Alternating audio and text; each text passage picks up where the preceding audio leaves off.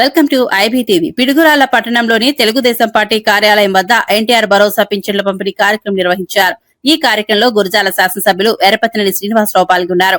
Pension లబ్దిదారులకు స్వయంగా పింఛన్లు అందజేశారు. ఈ సందర్భంగా ఎమ్మెల్యే ఎర్రపతినేని శ్రీనివాసరావు మాట్లాడుతూ 1వ తేదీ సెలవు కావడంతో ప్రజలు ఇబ్బంది పడకూడదనే ఉద్దేశంతోనే ఈ నెల 28వ తేదీన ముందుగానే పింఛన్లు పంపిణీ చేశామని చెప్పారు. పింఛన్దారుల సంక్షేమమే ప్రభుత్వ లక్ష్యమని తెలిపారు. దేశంలో ఎక్కడా లేని విధంగా అత్యధిక పింఛన్ అందిస్తున్న రాష్ట్రం ఆంధ్రప్రదేశ్ అని అన్నారు.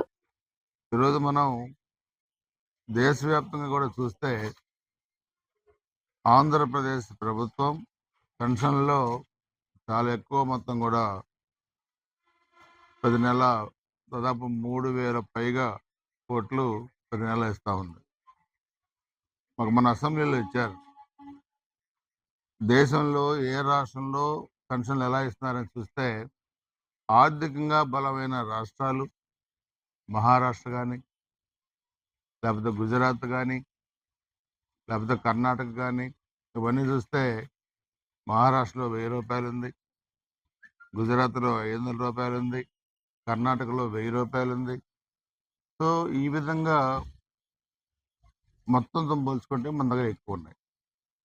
4,000 రూపాయలు పెన్షన్ ఒకటి, వృద్ధాప్య పెన్షన్, వితంతు పెన్షన్, ఇవన్నీ కూడా 6,000 రూపాయలు, ఫిజికల్ హ్యాండిక్యాప్డ్కి 6,000 రూపాయలు, తలసేమియా బాధితులకి 10,000 రూపాయలు, పూర్తిగా అంగవైకల్యం ఉండి బయటికి రాని పరిస్థితుల్లో ఉంటే 15,000 రూపాయలు. ఇది పేద ప్రజానీకం పట్ల ముఖ్యమంత్రి చంద్రబాబు నాయుడు గారికి ఎన్డీఏ ప్రభుత్వానికి ఉన్న చిత్తశుద్ధి. రేపు 1వ తారీఖు, రేపు ఆదివారం, ఈరోజు ఇచ్చాం. ఇలాంటి సందర్భాలు ఎన్నో ఉన్నాయి.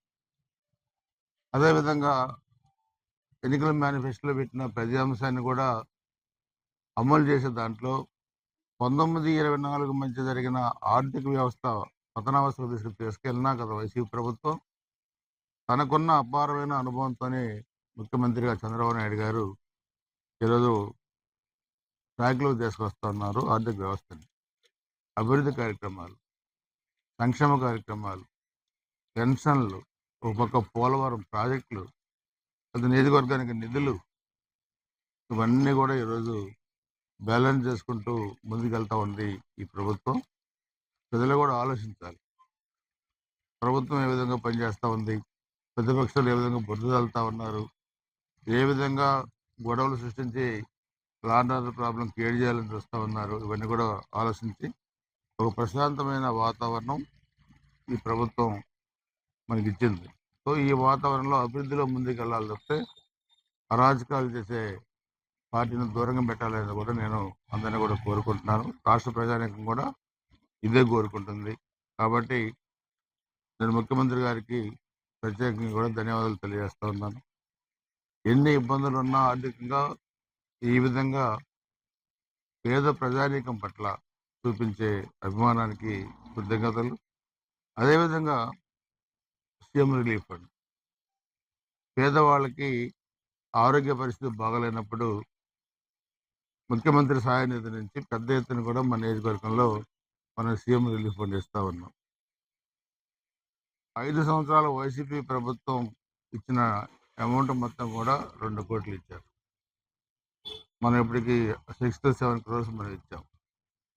ప్రతి నెల 50-60 లక్షలు ప్రతి నెల వస్తూ ఉన్నాయి. పార్టీలకు సంబంధం లేకుండా కూడా ఇస్తూ ఉన్నాం.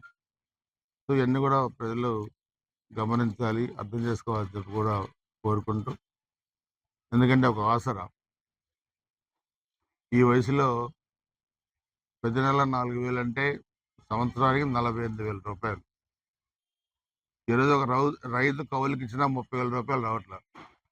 దానికన్నా మిన్నగా కూడా ఈరోజు పేద ప్రజానీకానికి ఈ ప్రభుత్వం సహాయపడుతుంది.